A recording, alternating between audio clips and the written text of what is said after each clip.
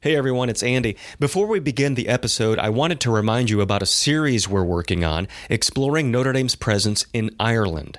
It's called East and West. From the streets of Dublin to the mountains of Connemara, this series takes an expansive look at what our students are learning on the Emerald Isle and how they're impacting the island as a force for good. Subscribers to this podcast will find the first episode in their feeds in the coming weeks. As always, thanks for listening. From the University of Notre Dame, I'm Andy Fuller, and welcome to Notre Dame Stories. We're continuing our series spotlighting other podcasts produced under the dome. Today, how the law school is using its podcast to showcase an important aspect of educating a different kind of lawyer.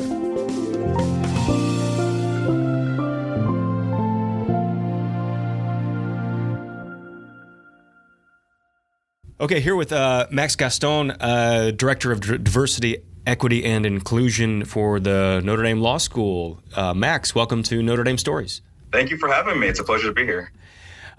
So I want to begin by asking you to describe your role in the law school and what issues you address as Director of Diversity, Equity, and Inclusion. Sure. The question is a bigger question than what it sounds like. I could tell you a lot about being a diversity officer, but it would probably take all day.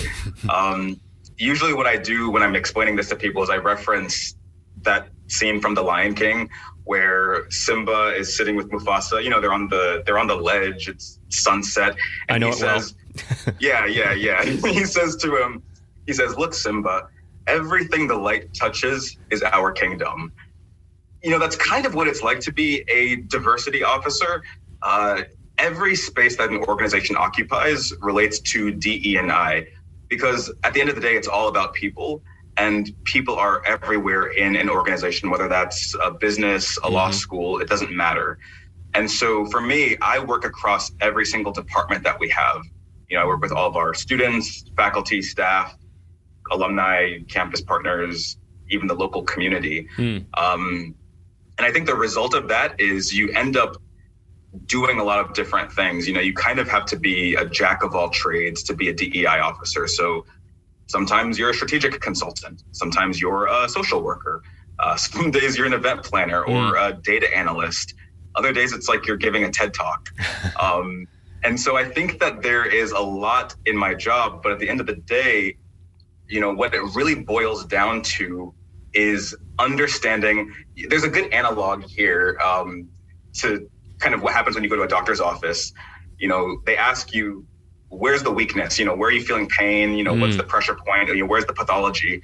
And it's okay, figuring, you know, making the diagnosis and then deciding on a treatment plan and then implementing it. I think that's a lot of what DEI officers in the high level view are doing. We're trying to understand what the specific needs and weaknesses are for this particular institution.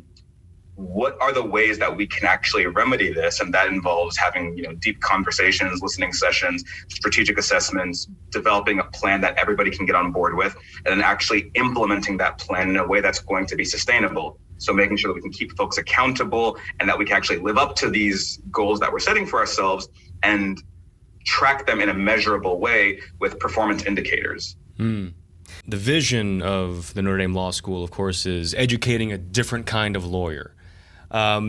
Connect the dots for me. How does your role kind of feed into that overall mission of the school? You know, to me, the goal of educating a different kind of lawyer, I mean, it's something that people talk about, and it kind of sounds a bit amorphous when you first hear it. It's not fully clear, right? What exactly that means, and maybe it means different things to different people.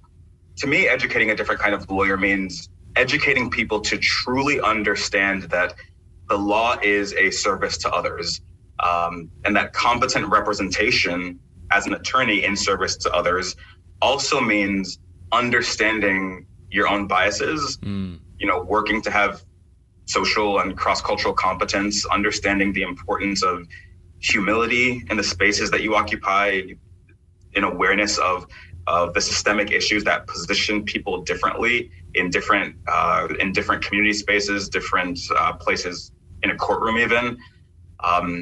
the big question is, how do we reduce harm in the world? And it's in part by understanding how the world functions, how it views different people, how it treats different people, and how we ourselves have been impacted by the messages that we've received in our lives that lead us to unintentionally causing harm to others that sometimes can have really significant ramifications, especially if that harm is happening in a legal space where people's personal interests are at stake.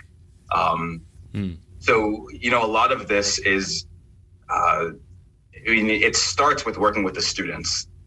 How can we expose them to spaces that maybe they haven't been exposed to? Notre Dame is unique among law schools in that we bring students in from all across the country, from all across the world. So we're talking about, people who come from Manhattan and people who come from Kansas. And they don't always meet people who look like them. They don't always have opportunities to engage with cross-cultural viewpoints and perspectives. So giving students exposure to different groups, allowing them to have conversations that sometimes might be the big elephant in the room that nobody is willing to point out, and showing them how to navigate those waters in a way that they can graduate with a certain degree of facility in having these conversations really strengthens their ability to come into diverse spaces, whether it's in a courtroom, in a boardroom, wherever, as their attorneys, and feel comfortable navigating those waters without causing harm, and frankly, without looking really blind and ignorant. You mentioned that, your day looks different, many times during the course of a week. And one of the things you do is host a podcast. And so talk to me about that. Who do you have on your podcast, and what kind of topics do you cover? Yeah, thank you. It's so interesting the way that ideas get started and then the way that they turn into something else. At the law school, we try to do a lot to give students the best opportunity to experience different things while they're here. And so what that ultimately means is we have an incredibly busy calendar. Whether it's the fall or the springtime, we're saturated with events, and students, for a million different reasons, can't make it to everything. And sometimes, whether it's events competing with one another or they've got their reading to do, there's just a lot there that they might otherwise be missing out on because there's just such a surge of opportunity for programming. And, when I saw that, the first thing that I thought to myself was, students need a way to access certain content that they can't make it to. They need to be able to receive it whenever they want and listen to it or experience it when they have availability, and their availability is going to vary person to person. So my office had a lot of programs where we were bringing people in, and we actually launched a series called the Unity Speakers series, where we brought in a bunch of different folks who were thought leaders, social justice leaders, to talk about things. And the idea of the podcast really came out of this need to give students a way to listen to that content, even if they couldn't attend those events that we were having at the school. And so the start of it was this idea of, okay, we've got a speaker coming in, they'll just do a stint on the podcast, and if you can't make it to the event, you can always play back the podcast. Yeah, okay. That's where it started. I think it's kind of gone somewhere else. We are really looking now just at a way to have a conversation with people about really important issues that I think are great for our students to hear, but I also think are just great for people in general to hear. So when people listen to,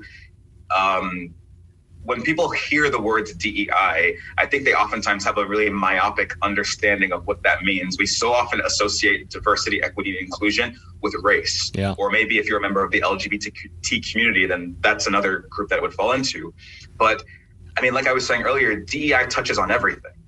And so it's a conversation that we're trying to start and continue with people who work in different spaces that you might not always see as, affected by diversity, equity, and inclusion issues. DEI belongs to white people as much as it belongs to Black people and Hispanic people and Asian people. It belongs to, it belongs to everyone, simply put.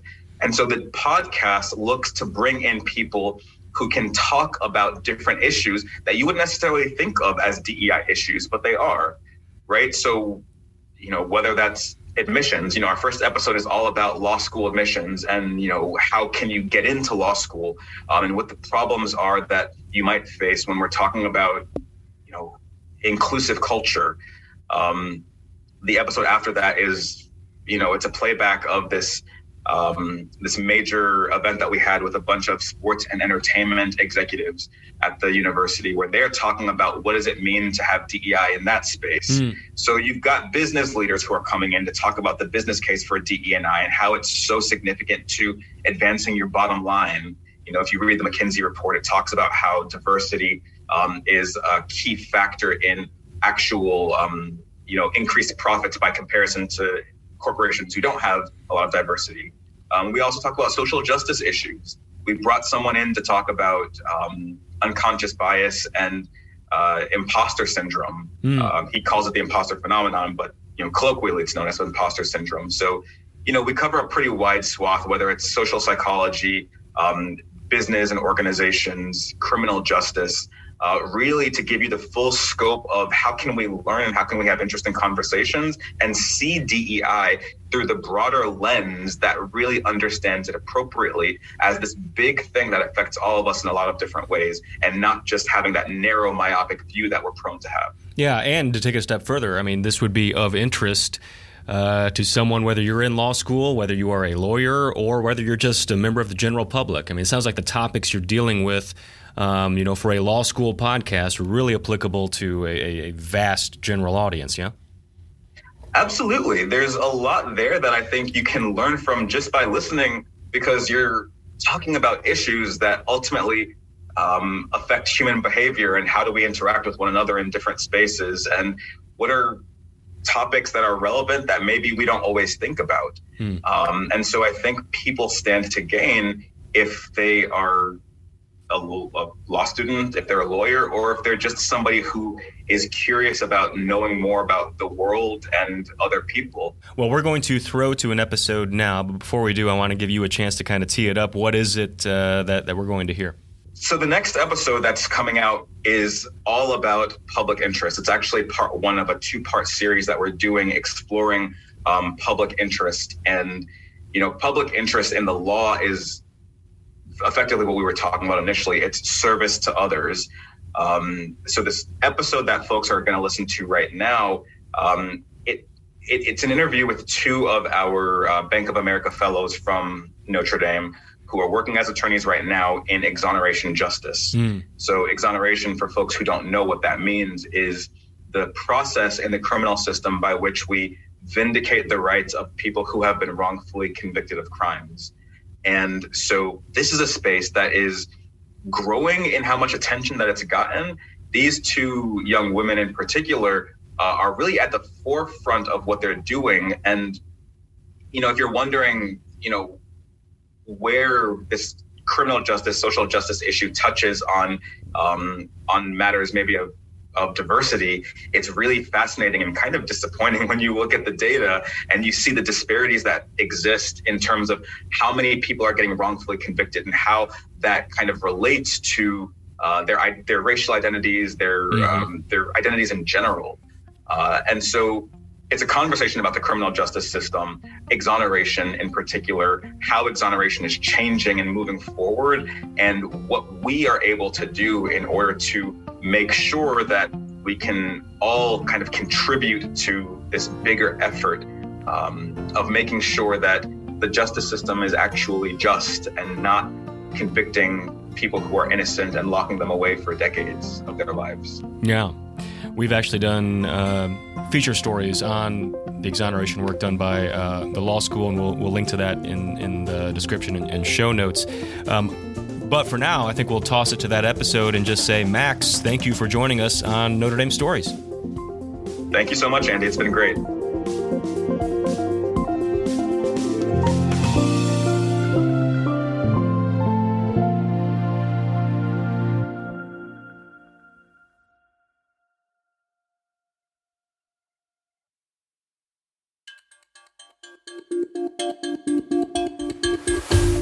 I will say, I think that one of the most universal principles is that innocent people should not be in prison. And so perhaps I'm speaking out of turn here, but I think it's not hard to be interested in wanting to remedy some of the most serious problems in the criminal justice system. So for me, it just made sense. I think a lot of people are just so grateful to have somebody actually take them seriously. It takes a lot of effort for them to continue to reach out and get rejected over and over. And so if you're actually taking on someone's case and are saying, hey, I'm going to advocate for you, I'm going to fight for you, most of the time people are so grateful to actually have that support. You are listening to the DEI podcast. I'm Max Gaston. Public interest law is legal work that affects the well-being, rights, freedom, health, or economic conditions of members of the public. While it can be tireless work and compensation is not always great, at Notre Dame, the desire to work in service of the public is strong. Today's podcast is part one of a three-part series on public interest, where we'll talk to Notre Dame Law School's public interest fellows and explore how legal practices undertaken to advance the poor, marginalized, or underrepresented impact efforts to challenge a history of systemic injustice and deep social inequity in communities throughout the United States. On today's episode, we're joined by Anna McGinn and Jessa Weber, the law school's Bank of America Foundation Fellows. Anna is a fellow with the Great North Innocence Project in Minnesota, where she screens, investigates, and litigates inmates' cases where newly discovered evidence is identifiable and can provide clear and convincing proof of actual innocence. Jessa serves the Metro Detroit community through her work at the Washtenaw County Prosecutor's Office Conviction Integrity and Expungement Unit. The unit investigates and adjudicates claims of innocence while also assisting county residents with the expungement process. What these two fellows have in common is that their chosen work is deeply committed to the cause of proving the innocence of people who have been wrongfully convicted of crimes, what we know in the law as exoneration justice. We'll talk about the issues surrounding wrongful convictions and the ongoing effort to vindicate the rights of the innocent. We'll also discuss the public interest path for attorneys, the challenges to a career in public interest, and what students should consider when pursuing a public interest path in law school. Anna and Jessa, welcome to the DEI podcast. Thank you so much for having us. Yeah, thank you. Hello. So just to get us started off, and I'll ask this to you, Jessa, and then Anna, if you have any thoughts, you can weigh in as well. What is exoneration justice, and why is it important? So exoneration is removing somebody's wrongful conviction based on factual innocence, which means that the conviction was obtained unconstitutionally, and or actual innocence, meaning the defendant did not commit the crime. So that's exoneration. And exoneration justice is not only the process of exonerating somebody, but providing the services necessary for their rehabilitation, both during the arduous and long exoneration process and also afterwards, which is normally when somebody is released from incarceration with little to no resources. So exoneration justice is an area where we find a lot of intersection with many of the constitutional and social justice problems that society faces nowadays. You know, whether that's prisoners' rights, voting rights, racial community justice, immigration. It's kind of like the grand central station of social issues where any number of legal, constitutional, identity-based variables can exist for an innocent person who's been wrongfully convicted. And so I guess the variable that I want to start with is anti-racism, and specifically the role of innocence work at the intersection of anti-racism efforts and the prison industrial complex. So the National Registry of Exoneration's 2022 report on race and wrongful convictions in the United States found that Black Americans are 7 times more likely than white Americans to be falsely convicted of serious crimes. The report found that even though Black people are only 13.6% of the American population, they make up 53% of the over 3,000 exonerations listed in the National Exonerations Registry. It goes on to talk about how the racial disparity in wrongful convictions exists in varying degrees across all major categories, including murder, drug crimes, and sexual assault. And so, obviously, this racial disparity is hugely depressing, but it's not exactly something new. We've seemingly always known that there is a racial justice problem in the criminal justice system. And, there are a number of factors that we can turn to understand why that is. But from your perspectives, and I'll start with you, Anna, why do we have such a significant racial disparity in the proportion of wrongful convictions? And what are some of the factors that we can point to that help explain that disparity? Yeah, thanks. I think bias can infect investigations first and foremost. So statistically speaking, police misconduct is more common in exonerations of African Americans, but bias can also impact other actors in the process as well. Prosecutors have nearly unlimited discretion in making charging decisions, and juries and judges can also be influenced by bias, which can in turn influence their interpretation of evidence and other critical decisions that can lead to wrongful convictions of innocent people. So racial bias can creep in at all stages, which leads to error. Also, people of color have more interactions with the police in general. This has been shown by statistics. And because more racial minorities go through the criminal legal system, mathematically, they're going to represent a larger percentage of wrongful convictions. So one example to illustrate this is that a Black man is 12 times more likely to be convicted wrongfully of a drug crime than a white man. That's 12 times. And historically, drug enforcement has targeted African American communities and other communities of color and poor communities. So mathematically, the connection is significant as well. Jessa, what are your thoughts? Yeah, so going off of what Anna said, particularly about drug prosecutions and convictions, in Michelle Alexander's book, The New Jim Crow, she talks a lot about the war on drugs, which started in the 1980s and was essentially used to control Black Americans. In the 60s, the law and order movement arose from the civil rights movement. Therefore, the criminal justice system became essentially the new way to control people of color in the United States following the dismantling of the Jim Crow laws. And since the 80s, the prison population has grown by 500% in America. So I guess based on her theory and my own observations, I would say that the disparities are intentional. I think a big part of the problem is the issue of mandatory minimums, and habitual offender statutes, such as the 3 strikes law, minimum sentencing, and higher sentences occur due to racial bias because prosecutors and findings of fact, but also if someone is already embroiled in the criminal justice system, a finder of fact has no choice but to sentence somebody a higher minimum sentence because of their previous involvement in the system. Yeah, I agree with everything Jessa said. I also think we should examine the ways in which punishment plays out in the system as it exists, especially in different parts of our country. We might also want to examine the history of the passage of the 13th Amendment and its connection with mass incarceration.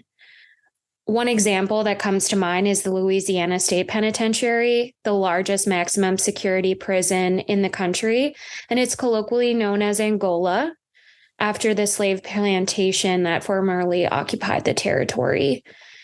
Images depicting the prison today, which you can go on Google and look it up, are really striking. They show predominantly Black inmates working in fields and white workers of the prisons on horses. This should give everyone pause and critically examine the ways in which incarceration actually looks like and is played out today for Black communities. What do y'all think the appetite is for these institutions to change? Because this is something I think that when it's in the conversation for as long as it has been, some people start to experience a bit of fatigue. And you start to, I know at least in prosecutors' offices and police departments, see that fatigue sort of playing out. And do you think that that people have the appetite for the changes that we're talking about? I do sometimes think that the dialogue has changed and shifted over the past couple of years. It'll be interesting to see where policies land. But if you look at, the shifting demographics of prosecutors and the progressive prosecutor movement, and also the criticism that's come from that from different communities, I think everyone is sort of trying to figure out what the best solution is. But I'm hopeful that as time moves on, there will be more of a consensus. I am hopeful. I also think exoneration rates are increasing now, at least. It seems like this is an issue that has been popularized by Brian Stevenson and the Innocence Project nationally. So I'm hopeful. I'm cautiously optimistic. Going off of that, the development of conviction integrity units has really exploded in the last 10 years since these really started. And I think a lot of that is because of the public awareness growing about the racial justice. And of course, conviction integrity units exist within prosecutors' offices that are committed to remedying these issues. The American Civil Liberties Union found that 1 out of every 3 Black boys born today can expect to go to prison in his lifetime, as can 1 of every 6 Latino boys, by comparison to 1 out of every 17 white boys who can expect to go to prison. The ACLU also found that the different incarceration rates aren't just limited to race, but that other marginalized groups are affected as well, including poor people, queer people, disabled people. All of these groups are disproportionately incarcerated. And so it's clear that the problem of wrongful conviction, although it impacts Black Americans the most, according to the data, it's a problem that disproportionately impacts other minoritized groups as well, including low-income populations. And save for, I guess, income status or LGBT status, it doesn't seem to disproportionately impact white Americans who have a mid or high level of income. And so Anna, I'll ask you this first, but why is it that white people appear to experience wrongful convictions at a lower rate than members of these other groups? I mean, whether consciously or unintentionally, are we just more willing to invest time and resources to confirm a white person's innocence over anyone else? Yeah, I think this is a really important question. Investigations, I think, tend to be sloppier when both victims and defendants are members of historically marginalized groups. If you remember, one of the best indicators of capital punishment, whether a defendant receives the death penalty, is the race of the victim. So if it's a white victim, the defendant is more likely to be convicted of the crime and sentenced to death. So that also adds an element. It's not just the race of the defendant, but also the race of the victim. I think implicit bias can certainly creep in when one is perceived as less important or more criminal, and that can lead to higher rates of error. Every aspect of an investigation can lead to tunnel vision and confirmation bias. If you perceive a defendant as criminal, you're subject to confirmation bias before even beginning the investigation. And narratives of criminality are woven into the fabric of our country. Race is coded in criminality. And so investigators are filtering evidence through a lens that can taint the whole process. So, for example, if you watch videos of false confessions, which I know Jessa and myself have, the interrogation can play out very differently depending on whether the interrogator perceives the individual as guilty or not. That criminal investigations may tend to be sloppier when no white person's life or freedom is at stake is likely a reason why many Black and brown communities have diminished faith in law enforcement.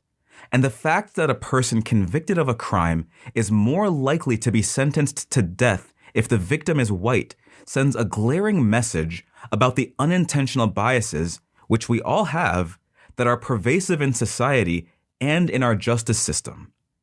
In addition to the biases Anna described that can creep into every aspect of an investigation and cause error, Jessa explained how disproportionate resources given to prosecutors, disproportionate budget allocations in prosecutor offices that can lead to underfunded crime investigation units, and a lack of funding for public defenders all add to the disparity of wrongful convictions for members of marginalized groups. I think one of the biggest issues we have is the lack of quality representation for these groups. A lot of representation or quality representation depends on income. In America, white cis people are the most likely to have wealth, and public defenders' offices receive a lot less funding than prosecutors' offices. While prosecutors' offices can rely on police for investigations, public defenders have to do their own investigative work and they have to hire their own experts. And without funding, there's not really the resources necessary to fight against the implicit bias that leads to wrongful convictions for these groups. And then investigative work, I think it's also complicated because when people are involved in the criminal justice system, such as witnesses, they might be considered to be less reliable. So you have a really, I guess, negative feedback loop where people are more likely to be wrongfully convicted or just convicted, receive higher sentences in general because of the representation they receive. I think also you mentioned police involvement. In Professor Smith's Race and Policing seminar, we read a really interesting book. It's called Ghetto Side by Jill Leovy. And it offers a great example of the disparity in public resources that are used to prevent crime in America. Leovy focuses on the years she spent embedded with the homicide unit in the Los Angeles area, which has some of the highest violence rates in the country.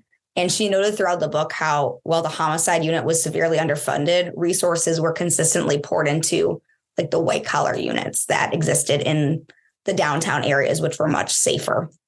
Of course, Leovy portrays the homicide detectives that she works with as like very good cops who are really focused on getting positive results and justice for the victims. But of course, we know that not all police officers are worried about protecting communities, and more policing can lead to more negative encounters with the criminal justice system than actual safety. For example, in Race and Policing, we also did a deep dive into the murder of Michael Brown. And Ferguson, Missouri is one of the most highly policed areas in the country. What do organizational efforts look like outside of the courtroom to help further the cause of exoneration, justice, and innocence? Yeah, this is a really great question. For the Great North Innocence Project, I think education for lawyers, providing CLE credits, is a very useful tool. But legislative efforts is probably the most significant one. Improving our laws to prevent innocent convictions on the front end, as opposed to cleaning them up from the back end, is really crucial. And my organization does a lot of this. Some legislative items that come to the top of my mind are, ensuring that police departments use best practices for eyewitness identifications, lengthening the statutes of limitations for innocence claims, ensuring all police interrogations are filmed. These are things that protect the public and also police departments. Relatedly, sometimes organizations like the Great North Innocence Project or other innocence organizations find that media can be a helpful tool. I I think media can be kind of a double-edged sword at times. True crime podcasts, of which there are a lot of very legitimate concerns, has certainly brought heightened awareness to the issue of wrongful convictions. I think people are more attuned to the fact that wrongful convictions are a real thing. And I think that this can also lead to people of the public having a healthy skepticism of the system. And podcasts or media can reach a larger audience. So I think media outreach is another tool outside of the courtroom that can aid in furthering the cause of exoneration justice. I want to turn to the idea that we have in the law of being made whole. You know, when a person has had a wrong done to them, our aspiration is to restore them to a position where they've been made whole again, despite everything that's happened. And so when we're talking about wrongful convictions, in most large American counties, the great majority of wrongfully convicted murder defendants, for instance, will be Black prisoners who've been ignored for 10, 20, sometimes 30 years or longer. And so they've clearly lost an incredible amount of time in their lives before even coming to this point where they want to look at the process of exoneration. The first question I would have, and Jessa, maybe you can take this one. How long does a typical exoneration take? So I think exonerations normally take years. It definitely depends on the avenue. But if you're working through an exoneration project or an innocence project, it's a real uphill battle because most often the prosecutor's office is going to be opposing relief. It can take years to really work through the court system, getting a new trial, getting an evidentiary hearing, seeing how the evidentiary hearing goes, if you're actually going to grant relief, possibly appealing if you don't get relief. All that can take years. And that's once you're actually at the litigation stage. The investigation stage of a wrongful conviction normally takes months, if not years on its own, just because of the size of the files that you're dealing with. I mean, it takes a long, long time to really go through police reports and try to remedy the issues that were made on the front end of these trials. I'm curious to know what the average temperament of an inmate who's looking at this process is when they're talking to their counsel. And let's say you've been in jail wrongfully for 15 years. And then you say, well, it's going to take years before we can even look at a possible exoneration in your case. Is the sentiment, well, it's been 15 years already, what's another 5 years? Or is it, when am I going to get out of here? I didn't do this. I think a lot of people are just so grateful to have somebody actually take them seriously. At least that's been my experience. Obviously, people are extremely frustrated by the position that they're in, but most of the time they've already applied to 10 innocence projects or CIUs or exoneration projects. And it takes a lot of effort for them to continue to reach out and get rejected over and over. And so if you're actually taking on someone's case and are saying, hey, I'm going to advocate for you, I'm going to fight for you, most of the time people are so grateful to actually have that support. I think all of our clients are amazing and the human spirit is very resilient. I think that every day that our clients are in prison is another day that they shouldn't be there. But it's also important for us to invest a significant amount of resources to ensure that our petition or our submission to the court is thorough and does not make it harder for subsequent attempts to be considered. So it's a balance between ensuring that your product is the best that it can be, which takes a lot of time, but also ensuring that it's submitted in a timely manner and gets the ball rolling. I'm really touched by something that you said, Jessa, when you were talking, this idea that people who know they are innocent have been, maybe for the entire duration of their incarceration, working to try to get someone to listen to them. And in one way, it's incredibly disheartening to know that people are not being taken seriously, and how they're being viewed is not how we would expect anybody outside of the prison system to be treated. But on the other hand, knowing that they never give up, what Anna was talking about when she said the human spirit, that idea of, I know that I don't belong. It should not be this way. I did not do this, and I'm not going to stop. Even after 20 years, I'm not going to stop. I mean, you talked about this a little bit, but what is your impression of these individuals who are just so determined to prove their innocence in the face of an institution that, for the most part, ignores and doesn't give them that respect? Yeah. So I've had the opportunity to work with a lot of people who've already been exonerated. And there's definitely a true fighting spirit in every exoneree I've met. And I've also heard over and over again that, I guess, in order for an exoneree to have that spirit, they have to have forgiveness, which I think is just incredible. Like, I mean, it's hard to, obviously, you can't put yourself in the shoes of somebody who has spent like my entire life behind bars. Like, I could never even fathom that.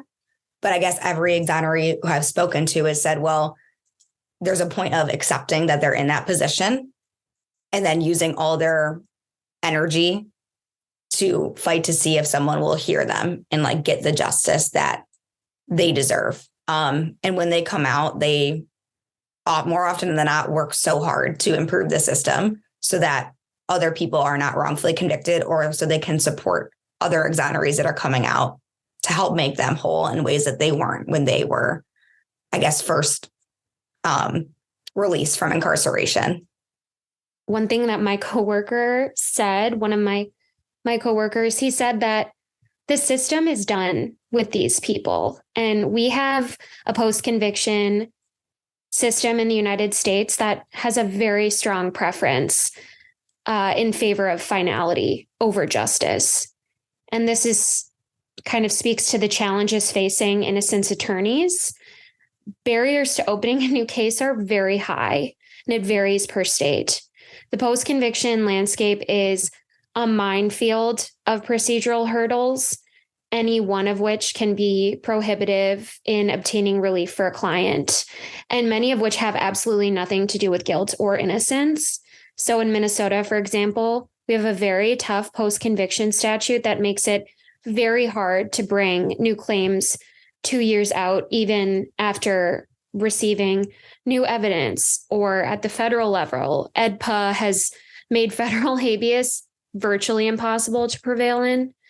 You must show that a state court has gone completely off the rails in not granting relief. So also, some states incarcerate more of their population than others, leading to an increased need for innocence work that is sometimes unmet by smaller local chapters. So it's just, I mean, if you wanted to think of one of the most complicated and difficult systems to obtaining relief after you've been incarcerated, I think the United States system would be up there for the most complicated and difficult to navigate. Yeah, I think that kind of goes off of what Anna said before about needing to balance the urgency of getting your client out of prison with needing to file something correctly, because every single time a defendant files a motion for relief in some form, the barrier to obtaining relief gets higher because the standard of review gets stricter and stricter as you move through the system. By the time you're at a federal habeas appeal, there's a really low chance of your conviction being overturned. I mean, that's an incredibly distressing thing to hear, especially if you look at what we were just talking about, folks who are going to be resilient and who are going to be working as much as they can to prove their innocence. But if they don't have a legal education, they don't know how to navigate this system on the side of advocating for themselves without crossing improperly over the red tape. It seems like there can be a negative aspect to that that fight that some folks have, and maybe that itself can even end up shooting you in the foot. I think the complication of navigating the post-conviction relief system is one key way where conviction integrity units like step up to meet the needs of those wrongfully convicted. Obviously, not every county is going to have an elected prosecutor who is progressive and interested in overturning wrongful convictions. But the standard of review at the CIUs that I've worked for has typically been needing newly discovered evidence in order to show that a conviction is like wrongful, versus focusing on the finality of a conviction, which is what it is, I guess, the focus when you're moving through the court system. And so when we're looking at CIUs, are we talking about relatively new cases, or are we talking about addressing the backlog, or is it both?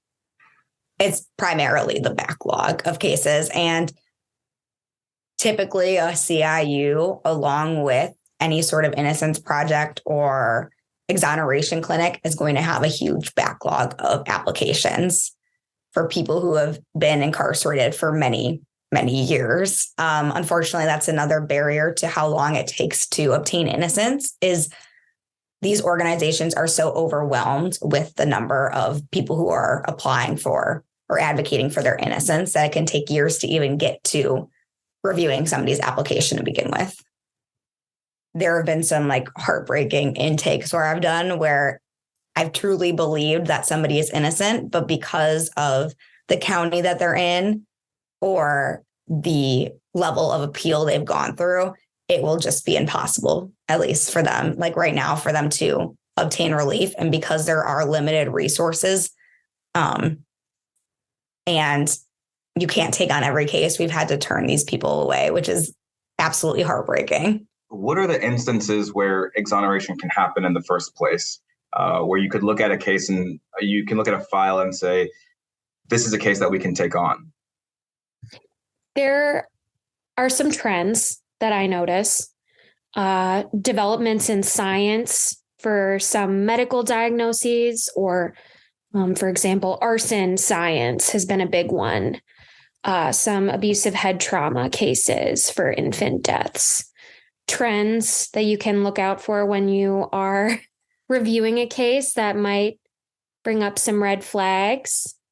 Maybe, that would be the main one that we kind of start to look for when reviewing a case.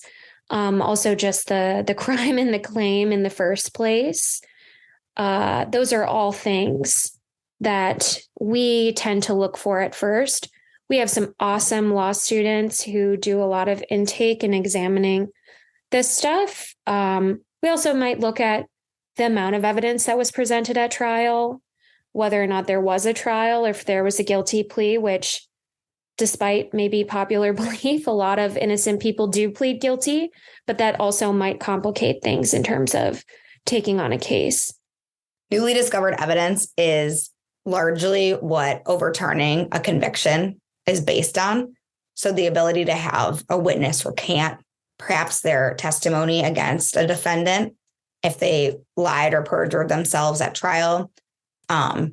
Looking at witnesses such as jailhouse informants, which are largely unreliable and often have received deals from prosecutors' offices to perjure themselves at trial. That can be like a big factor.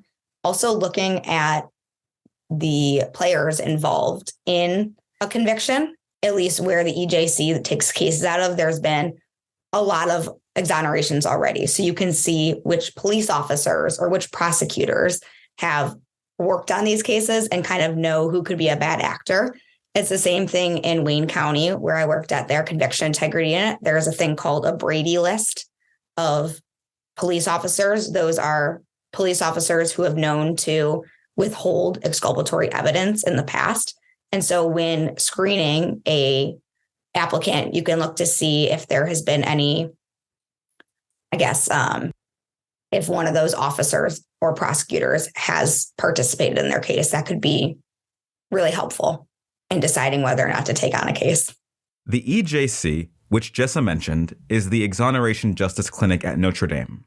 NDEP began as a group of students who were interested in wrongful conviction and wanted to do something about it. And so they worked with attorney and adjunct professor Elliot Schlosser to take on cases of where they believe that they could advocate for somebody's innocence.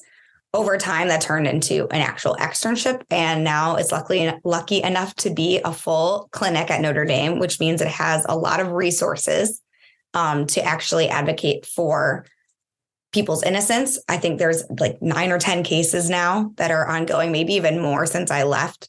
But as opposed to having 1 or 2 clients from the beginning, now as a clinic, it has the funding to make real systemic change in Indiana, along with advocating for the relief for people who have been wrongfully convicted. The clinic engages in legislative reform efforts and also works to support people who are released from incarceration by providing them with wraparound services following exoneration. The first client that the Exoneration Justice Clinic took on was Andy Royer. Andy Royer, he was wrongfully convicted of murder in Elkhart, Indiana.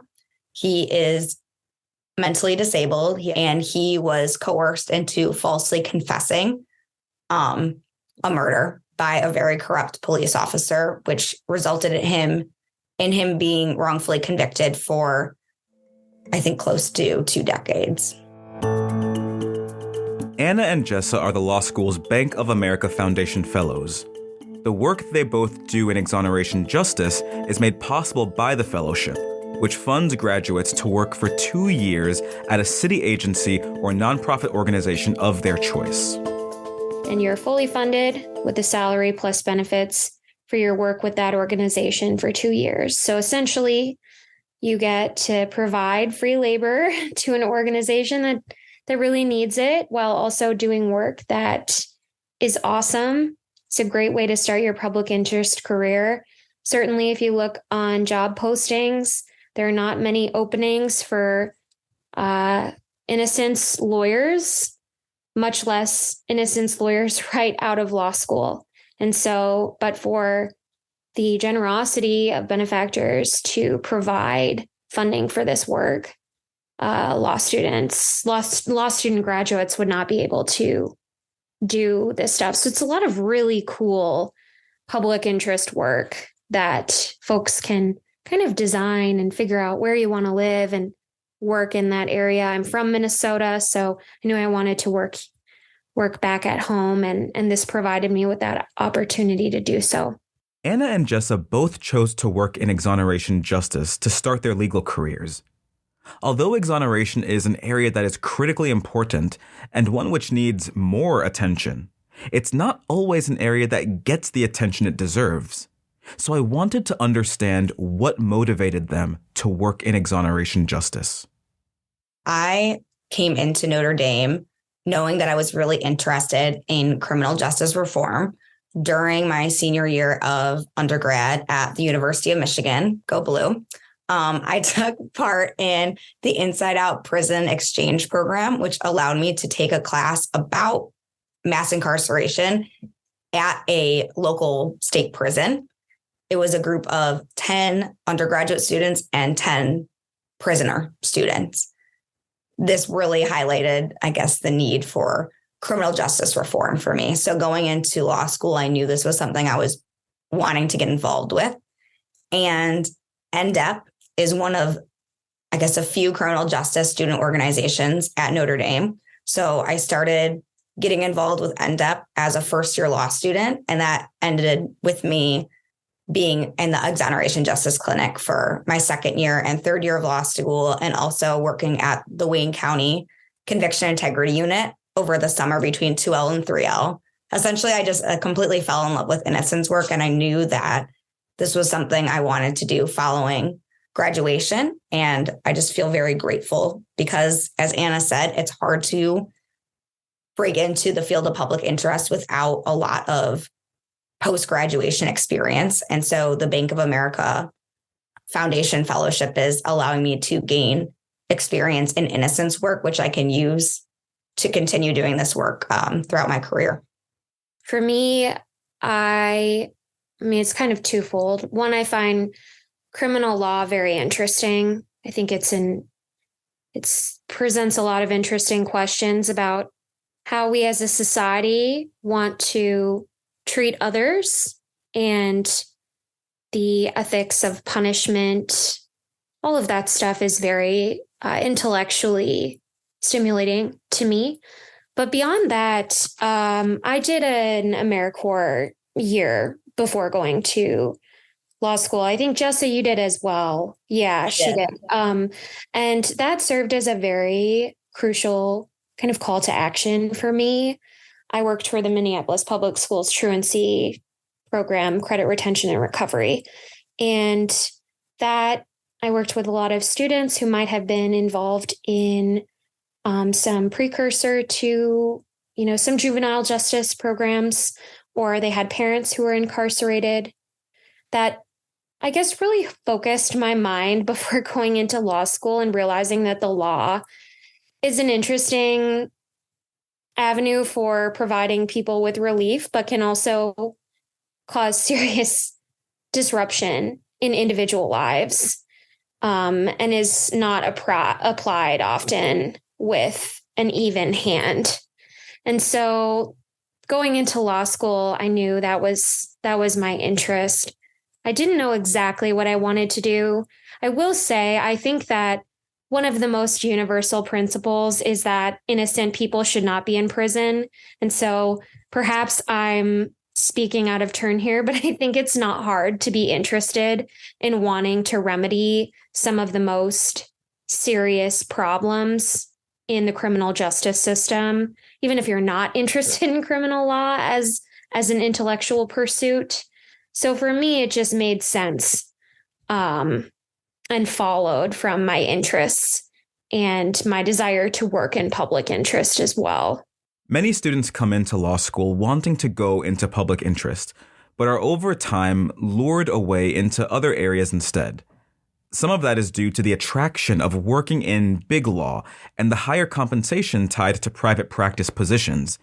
It was interesting to hear from Anna and Jessa just what it takes, in their opinion, to remain committed to a career in public interest during and after law school. There are different reasons for that. Maybe the allure of going into private practice and the money certainly can be a component of that. And maybe seeing the path that a majority of your classmates are taking that seems a lot more certain. I guess the question is, how do you remain committed to public interest in law school when that's what you say you want to do coming in, given all these temptations that might pull you in different directions? It's definitely difficult to stay true to your passions when public interest is the path less traveled and is also much less lucrative. There's a clear path when you want to go into big law. You do OCI. And then even before your second year of law school, you typically have a job lined up for after law school. With public interest, it's a lot different. You're fighting to get an internship after your second year. Most likely that's not paid. And then following your third year, you don't typically have a stipend to do your bar prep. So that can be difficult. And also you're having to fight to get a position. Well, a lot of your classmates are already employed prior to their 3L year. But I think in order to stay true to your passions, it's important to build strong connections with supportive professors and career advisors that are willing to hold you accountable and help you stay on track. And also joining a public interest student organization, especially during the fall of your first year of law school, that can provide a really great network of peers who are helping you to not feel so alone in the public interest path. Also, they can help you become exposed to mentorship and events, alumni networks, and various opportunities. I would say I joined Legal Voices for Children and Youth. I was involved in that organization throughout my time in law school. So I was connected with my peers who were also interested in providing some outreach to local children in the community. And that really grounded me. I think I realized as well with my prior experience in law school doing service work that this was something I wanted to pursue. 1L summer, I worked for a judge. Both summers I worked for a judge. I wanted to get some good experience in writing and market myself with those skills. And really tried to take advantage of the opportunities that Notre Dame has to serve others. That I think Notre Dame has such a wide array of opportunities to be involved in public interest, no matter where your focus lies. Like even starting with 1L fall, I participated in the Galilee program where I went to Chicago and I got to learn about a bunch of different public interest organizations in the city. And then moving on from that, obviously I was involved in the Notre Dame Exoneration Project and Exoneration Justice Clinic, but I took part in Frontlines in America, which is part of the Mendoza College of Business. But it allows law students to also participate. And the Frontlines in America program allows you to consult with a nonprofit that is trying to develop its capacity over the course of a semester. And that was really a great experience. I also took part in the Appalachia externship over my spring break during 3L year. So even though I'm not necessarily interested in civil law, it was just a great experience to be able to see how other people live and the need for public interest services in a marginalized community. Given the challenges of breaking into public interest as a law student, Anna also talked about some resources that are available to help students find public interest jobs that are open to hiring interns and lawyers at the start of their public interest careers. The PSJD website is particularly useful. I think it's just psjd.org. And it is a website that posts all sorts of public interest jobs, government jobs, lawyer, JD Advantage or JD like bar admission required jobs. I was checking that all the time. A lot of stuff was online during COVID, as you know, since we were kind of in that weird time for internships. I was very lucky to have support from my parents, and I ended up living at home during my summers because it is hard to obtain funding for these jobs, but it was worth it for me to be pursuing an area of law that was interesting and fulfilling for me.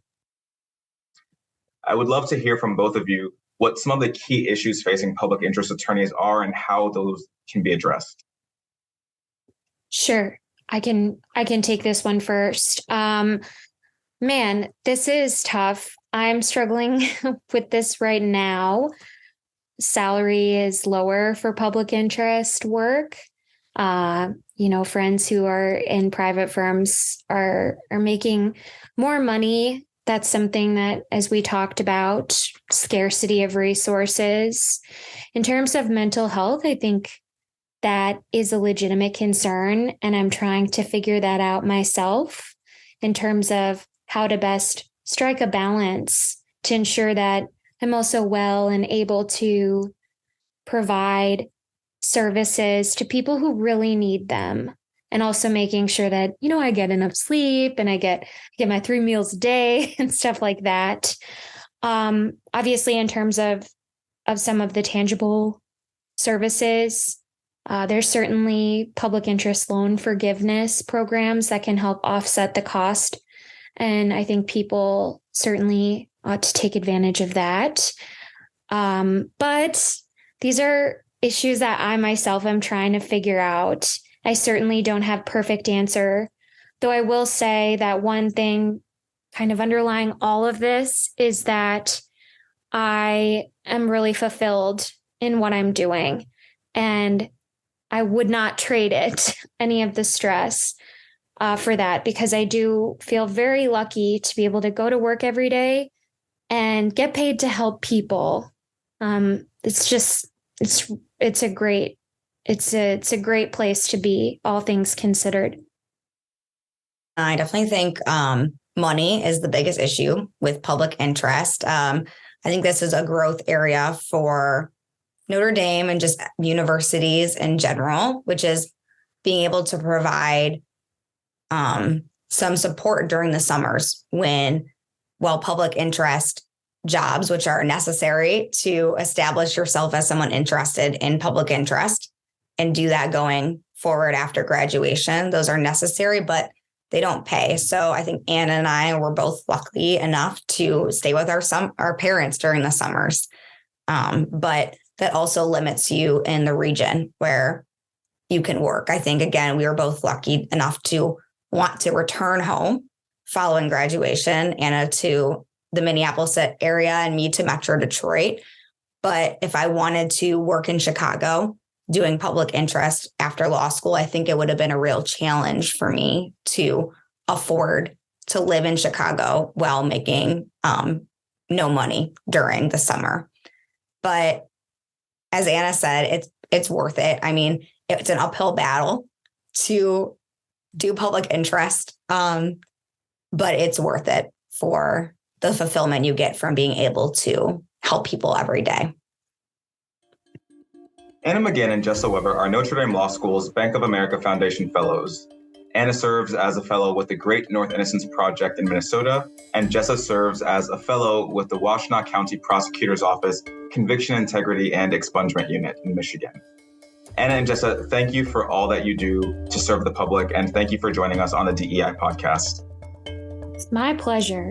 Thank you so much, Max, for having us. And that's it for part 1 of our series on public interest law. Thank you so much for listening. The DEI podcast at Notre Dame Law School is produced by Notre Dame Studios. Tune in next time for part 2 of our series, where we'll sit down with Madison Kemker, one of the law school's Thomas L. Schaefer Public Interest Fellows. Madison is a fellow at the Uptown People's Law Center in Chicago, where she focuses on reforming how people with serious illness are treated in Illinois prisons. If you enjoyed what you heard today, then this next episode will be a can't miss for you. But until then, take care.